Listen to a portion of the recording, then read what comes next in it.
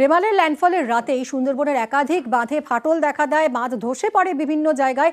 এবার সেই সব বাঁধ মেরামতির কাজ শুরু করে দেন স্থানীয়রাই। রেমালের তাণ্ডবে গোমর নদীর বাঁধ, গোসাবায় গোমর নদীর বাঁধ, কাঁচা বাঁধ, মাটির বাঁধ বিভিন্ন জায়গায় ধসে পড়ে। পাখিরালয়ে প্রায় 700 মিটার নদী বাঁধে ধস নামে। বাঁধ মেরামতি করছেন স্থানীয় বাসিন্দারাই। অনুপ আমাদের প্রতিনিধি রয়েছেন। অনুপ, কাঁচা বাঁধ, প্রত্যেকবারই যখন এই ধরনের দুর্যোগ আসে তখনই সুন্দরবনের মানুষ তারা আতঙ্কের প্রহর কাটান, অথচ এর কোনো স্থায়ী সমাধান হয় না, পাকা বাঁধও তৈরি হয় না। এই মুহূর্তে ঠিক কি পরিস্থিতি, গ্রামবাসীরা কি বলছেন? জানো তুমি, ইতিমধ্যে যে গ্রামবাসীরা যে পাখিরালয় গোমর নদীতে যে নদী বাঁধ হচ্ছে গত রবিবার ধস নামে, সেখানে কিন্তু স্থানীয় মানুষজন না তারাই কিন্তু পলিথিন দিয়ে তার উপরে হচ্ছে মাটির বস্তা চাপা দিয়ে সেই বাঁধ রক্ষা করার চেষ্টা করছে। কারণ ওই নদী বাঁধ বারবার কিন্তু ভেঙে যায়, এমনই তারা অভিযোগ করছে। আমফান, ইয়াস, বুলবুলের সময়ও কিন্তু ক্ষয়ক্ষতি হয়েছে এলাকার মানুষজনদের। তারা কিন্তু যথেষ্ট আতঙ্কের মধ্যে রয়েছে, কারণ আকাশে মেঘ দেখলেই তাদের কিন্তু রাতে ঘুম উঠে যায়।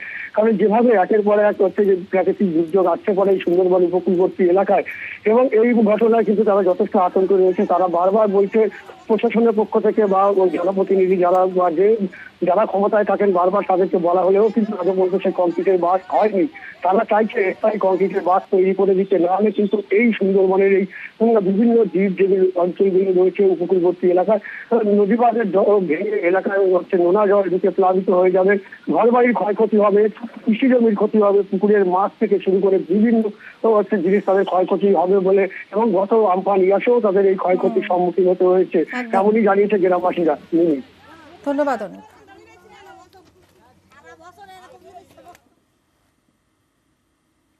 বস্তায় খুলে মাটি ঢুকিয়ে ওই জয়েন করে আটকাচ্ছি। এখন তো ভয়ে আতঙ্কে হয়ে আছি। এই আবার যদি ঝড় যদি নদী ভেঙে যায়, বাঁধ ভেঙে যায়, তার মধ্যে আতঙ্কে আছি। আমাদের নদীর বাঁধটা ভালো হলেই আমরা উপকৃত হতে পারি। আমাদের মনে সব সময় একটা ভয় থাকে যে কিভাবে বাঁধটা যে থাকবে কি যাবে, এই জন্যে আমাদের ভয়ে ভয়ে ভয়ে ভয়ে আমাদের দিন কাটাতে হয়।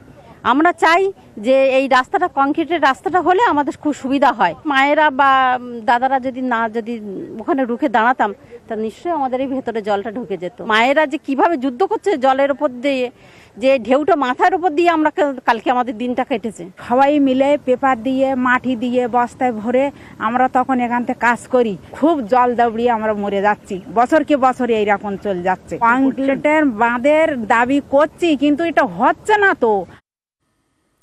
হাসনাবাদে বিদ্যুৎ বিক্ষোভ, বিদ্যুৎ বিভ্রাট হাসনাবাদের একাধিক এলাকায়। রেমালের তাণ্ডবে 3 দিন ধরে বিদ্যুৎ বিভ্রাট। হাসনাবাদের বরুণহাটে পথ অবরোধ করেছেন এলাকার মানুষ। বিদ্যুৎ কর্মীদের গাড়ি আটকে বিক্ষোভ দেখাচ্ছেন তারা। কথা বলবো, সরাসরি অনুপম রয়েছেন আমার সঙ্গে। অনুপম, 3 দিন হয়ে গেছে, এখনো পর্যন্ত কেন বিদ্যুৎ বিভ্রাট রয়েছে, মানে এখনো কেন কারেন্ট আসছে না, কি বলছে কর্তৃপক্ষ?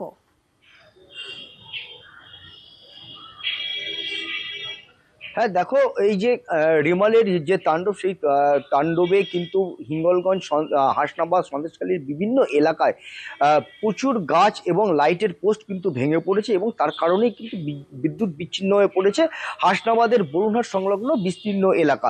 এবং আজ 3 দিন এই বিদ্যুৎ নেই। সেই কারণে আজকে সকালে এলাকার মানুষ তারা বিদ্যুৎ দপ্তরের গাড়ি আটকে রাস্তায় বিক্ষোভ দেখায়। তাদের যেটা দাবি যে বিদ্যুৎ দপ্তরের যেসব কর্মীরা কাজ করছে, বিদ্যুৎ ঠিক করার কাজ করছে, তাদের গাফিলতির জন্যই এই বিদ্যুৎ আসছে না। সেই কারণেই তারা রাস্তা অবরোধ করে, এবং প্রায় 2.5 ঘন্টা রাস্তা অবরোধ থাকার পরে বিদ্যুৎ দপ্তরের উচ্চ আধিকারিকরা এবং পুলিশ প্রশাসন ঘটনাস্থলে এসে যেসব বিক্ষোভকারীদেরকে অবিলম্বে খুব দ্রুত বিদ্যুৎ সংযোগের আশ্বাস দিলে তারপরে রাস্তা অবরোধ উঠে যায়।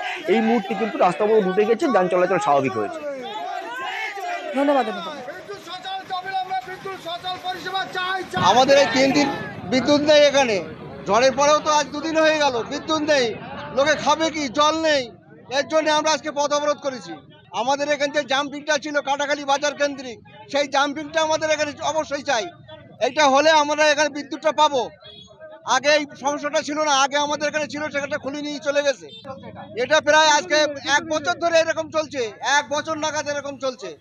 কিছু হলেই কারেন্ট থাকে। এখন চাইছি অবিলম্বে যাতে বিদ্যুৎ আসে তার ব্যবস্থা করতে হবে। এদিকে রেমাল কাটিয়ে চালু হলো ফেরি সার্ভিস। নুঙ্গিতে চালু ফেরি সার্ভিস। রেমাল দুর্যোগে 2 দিন ধরে বন্ধ ছিল ফেরি সার্ভিস, তারপর অবশেষে চালু হলো।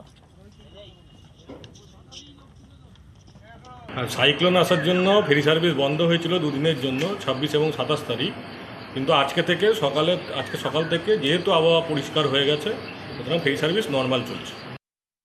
বন্ধ ছিল, খুব অসুবিধার মধ্যে পড়েছিলাম, এবার যাতায়াত করতে পারিনি, যার কারণে হাওড়া ঘুরে আসতে হয়েছিল।